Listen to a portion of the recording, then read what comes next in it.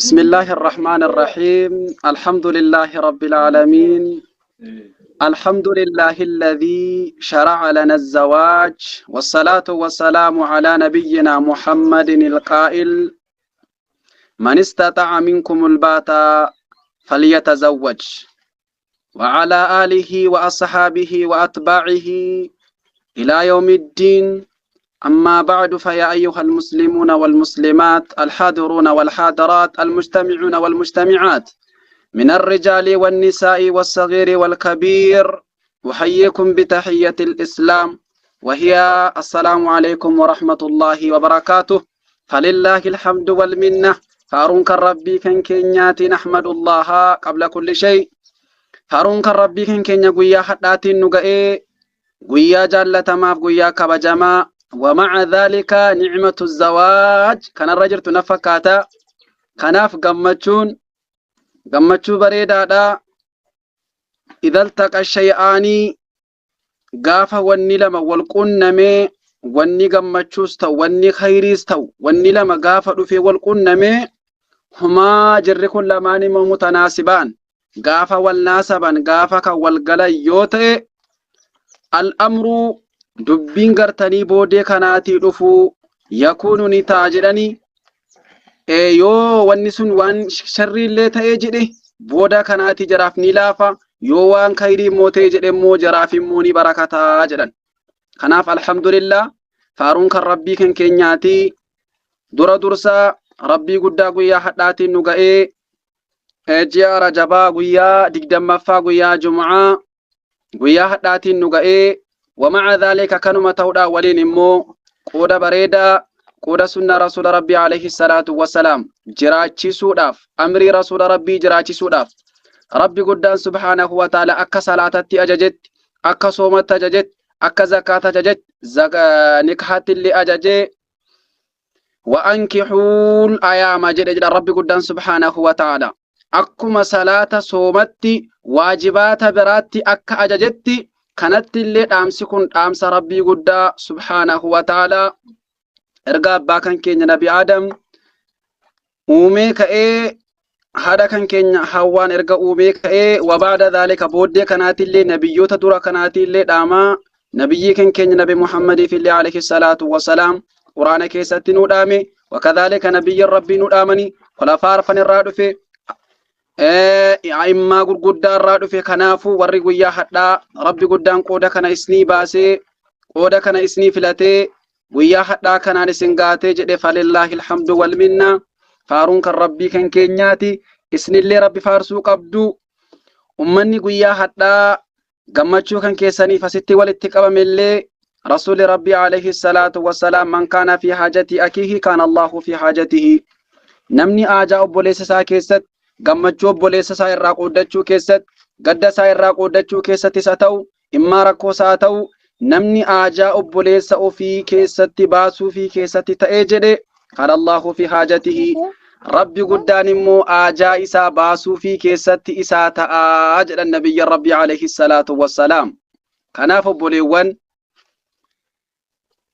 akka kanatti walitti qabamtanii min awwalihi wa aakirihi barataarraa barsiisarraa sheekanirraa dhiirarraa dubararraa bakka kanatti walitti qabamtanii akkanatti yeroo teessan kana baay'ee tokko nama marartu, baay'ee tokko namatti toltu.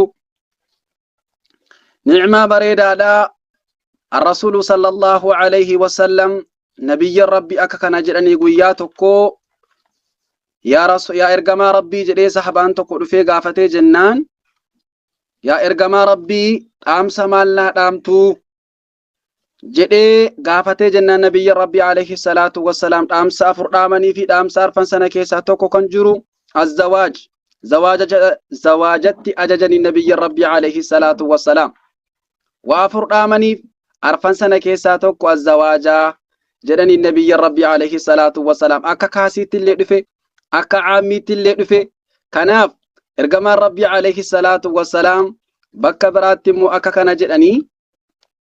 namni tokko waa sadii riskii nama sadii yookaan humna rabbi guddaan kafaalaa of qabee nama sadii kan rabbi guddaan of qabeef tokko keessaa warra akka kanatti gartaniidha ni'matu zawaaj warra nikaa wal godhatan sana rabbi guddaan riskii nama sadii kana of sinii qabeen jira of qabeen jira jedha rabbi guddaan subhaanahu wa ta'ala kan rabbi waadaa gale tokko kan akka kunoo warra guyyaa hadhaa kana rabbi guddaan kanaan isin gahateedha jechuudha. Kanaaf wanni guddaan gaa nasihaan isinii dhaamamu waa beekumsaaf otoo hin taane namoota gurguddaa tas keessa jira, sheekan gurguddaa tas keessa jira, jilee kanallee ni jira. Kanaaf dhaamsi nuti isinii dhaamnu dhaamsa rasuulli rabbii alayhi salaatu wassalaam ummata isaaniitiif dhaamanii namni tokko biyya duniyaa kanarratti otoo waan kanatti hin seenin maaltu isaa dhaamamuu qabaa waan jedhu wayi namni tokko otoo ittiin seenin maaltu isaa dhaamamuu qaba, maaltu isaa qophaa'uu qaba, maaliin qophaa'uudha qaba, maal argachuudhaaf qophaa'uudha qaba jechuu tokkoffaa ihyaa'uu sunnati rasuulillahi sallallahu alayhi wasallam sunnaa nabiyyi rabbii jiraachisuutu keessa jira jedhan ergamaan rabbii alayhi salaatu wassalaam tazawwajul wuluud alwuduud. وفي رواية رواية تكون مو يا جماعة درجو جدا رواية نكون مو تزوج الولود الودود أسنيقا لجدي يا دا قدسي كان كيسان إن شاء الله تعالى نموت كتابك أراجل نتفكاتا غافة إرقام ربي أكسر أنو صحابان تكو نبي ربي غافتي عليه الصلاة والسلام يا رسول الله يا إرقام ربي أكمتين بكما جدين كنسين تزوج الولود الودود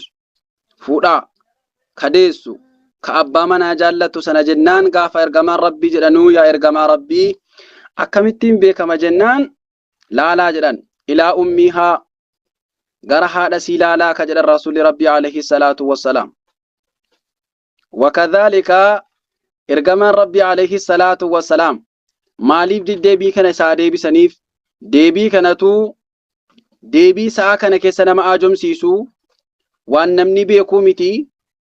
waan erga walitti dhufamee kaame waan beekamu miti wanti kanaaf laala ilaa ummihaa gara ummii si laalaa jedhan yookaan immoo gara akka olaalaa jedhan rasuulli rabbii alayhi salaatu wassalaam. Deebiin kun gaafii nama eenyullee dhibuu danda'u gaafiin sahabaan gaafa sanaa gaafate gaafii bareedaa gaafii silaa deebiin gaafii ni gaafateef deebiin gaafa sana deebi'ee utuu danda'ama ta'eetii jedhan ulamaan islaamaadha waan bishaan warqeetiin barraa'u jedhan deebii dhibaadha silaa gaafiin sun gaafii dhibaadha ture wanni kun waan ergatti galame namaa galuu danda'u miti qabla kanaatii wanna ta'eef rasuuli rabbii alayhi salaatu wassalaam wamaa yantiqu anil hawaa in huwa illaa wahyun yuuhaa nabiyyin rabbii lubbuu ofirraa fuudheen dubbatu yoo rabbi guddaan subhaanahu wa ta'ala beeksisatti godhe malee jedhee rabbi quraana keessatti irraa dubbataa jira. Kanaafuu wanni guddaan biyya duniyaa kana keessatti anillee guyyaa qiyaamaa ittiin an dhaaddadha kan nabiyyin rabbii jedhan guyyaa qiyaamaallee ittiin an dhaaddadha kan rabbi quraana keessatti illee jedhaa jiru alhaakumut takaathuru hattaa zurtumul maqaabir yaa biyyaa isinin halaakiin ilmaan baay'ifachuun qabeenya baay'ifachuun amma dhuftanii ganda qabrii sana zayyartutti akkasinin shaagalle jedhaa jira rabbi guddaan subhaanahu wa ta'ala. Kanaaf biyya duniyaa kana keessatti ilmaanii fi qabeenyi ni'maa rabbi guddaan lakkaa'ate keessaa tokko ni'maa keessatti lakkaa'ate. Kanaaf gaafa ni'maa ta'u ni'maan bareedaan ni'maan guddaan tokko keessaa ni'matul abnaa ni'maa ilmaaniitii jedhan. Ni'maa ilmaanii kana keessaa immoo tokkoffaan ergamaa rabbii guyyaa qiyaamaa fundura khalaayiqaatti walga'ii guddaa fundura abbaa keenya nabi Aadam sanatti baay'ina ummataa kanaan guyyaa qiyaamaa dhaaddadhaa jedhan. Takka kalammaffaa immoo guyyaa qiyaamaa gaafa warri jannataa jannata galan warri azaabaa immoo azaabaa galan sana jannanni rabbii guutuu didee jennaan uumaan kun jannata rabbiitti itti galee jannanni rabbii guutuu didee jennaan rabbi guddaan subhaanahu wa ta'ala uumaa biraa lafaa uumeen itti naqaa jannanni rabbii guutuu dinnaan uumaan biraa lafaa uumame itti namma. Kanaafuu rasuulli rabbii alayhi salaatu wassalaam abna'aa kan keessan naadaneessaa abna'aa kan keessan baay'inaan naadaneessaa kottaa jedhan guyyaa qiyaamaa dirree maasal irratti ummata kan koo nan beeka waan ta'eef guyyaa san ummanni kan koo bakka waduu asara waduu jiraatii nan beeka guyyaa sana biyya keessaa isinan beeka bakki asarri waduu kan keessanii ni ifa wannateef guyyaa sana bareechaati naa baay'isaa naa kottaa jedhan. Kanaaf obboleewwan guddaa rabbi guddaan guyyaa hadhaatiin isin ga'ee jedhee qooda bareedaa rabbi guddaan isinii baasee Abdallah ibn Abbas fi Abdallah ibn Mansuur yaadadhu otoo guyyaan qiyaamaa borga nama dhaabbata jedhanii utuu qiyaamaatu borga nama dhaabbataa jira otoo jedhanii atazawwaju jedhe silaal kanadhaa tazawwuja godheen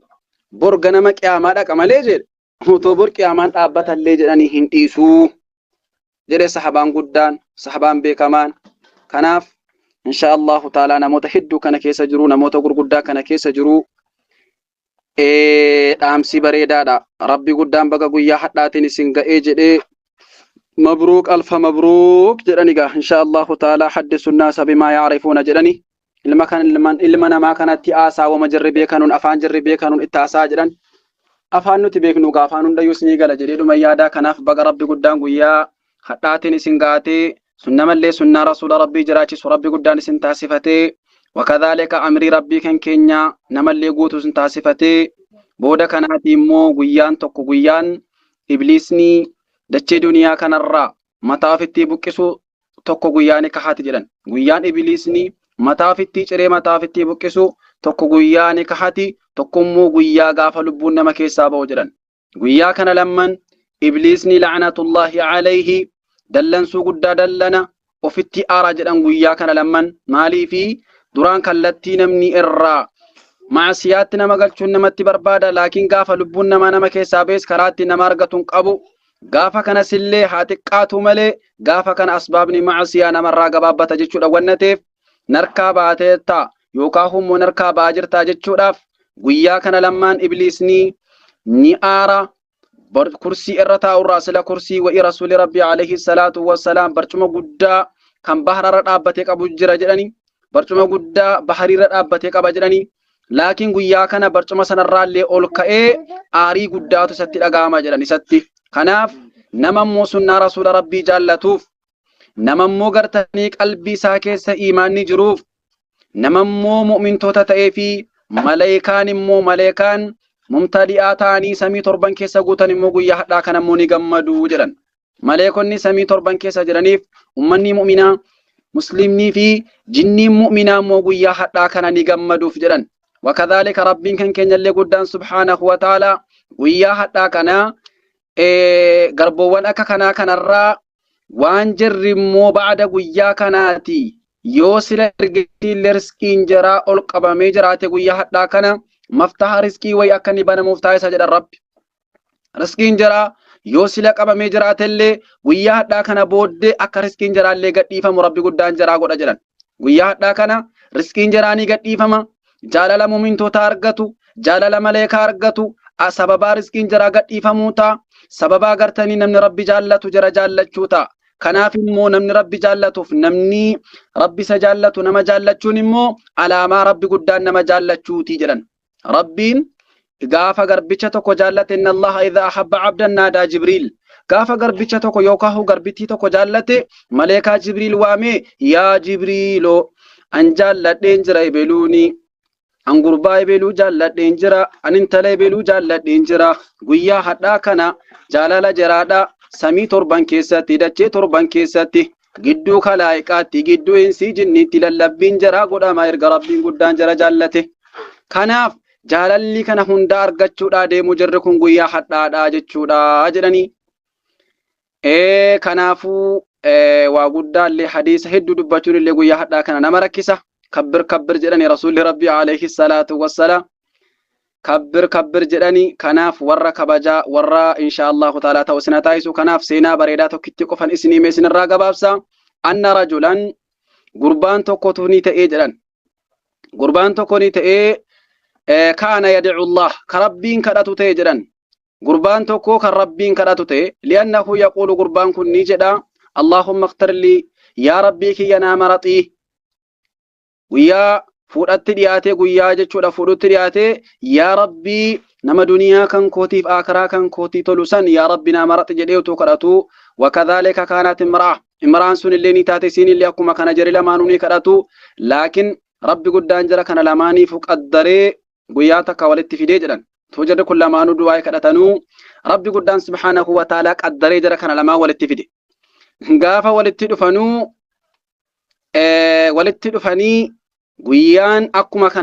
kan jara kanaa kana na fakkaataa guyyaan nikaa sun ga'e jedhan gaafa guyyaan nikahaa ga'ee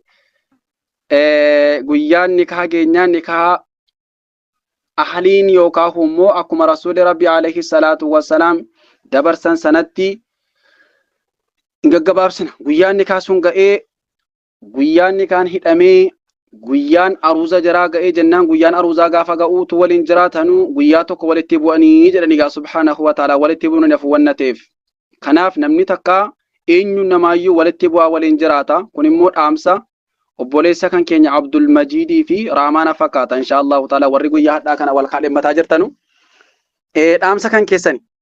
jennaan gaafa jirri kun lamaan walitti dhufanii kaanii amma turan walitti turanii walitti bu'ani gaafa walitti bu'amiinsi argamuu gidduu jiraatti walitti bu'iinsi kun dhuftee jennaan وبعد ذلك مالتو تأو ديما جري كل لمانو مسترا جدو جراجرو ركو جدو جراجرو نما براتي مچون برباني أسقباني أچقباني ركتاني قويا وفي روايان توكو قويا سدي روايان توكو قويا فركستي ولين أوداني جران غافا كنا إني الصلاة كأي يا ربي كيا ركو جدو كان كوتي جدو أسيا كان مني توكوين تجيني جرا وكذلك سيني تصلي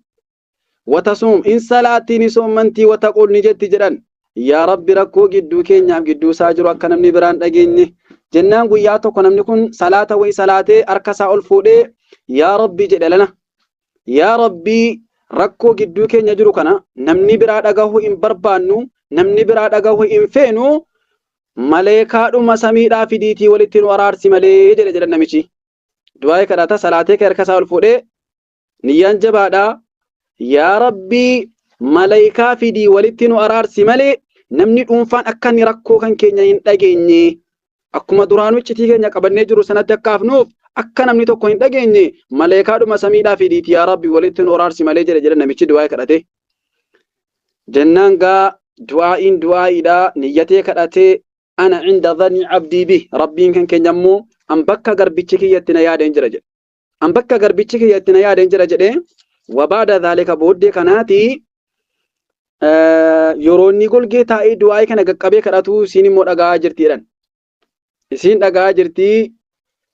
بيك تودا أراتودا نما غرتني سلومايو دورت كساكن الركوتين سيني ماجرا سوابا ساعتي تيجول nama beektu nama qaraatu nama gartaniidha beekumsa shari'aallee nama hubatte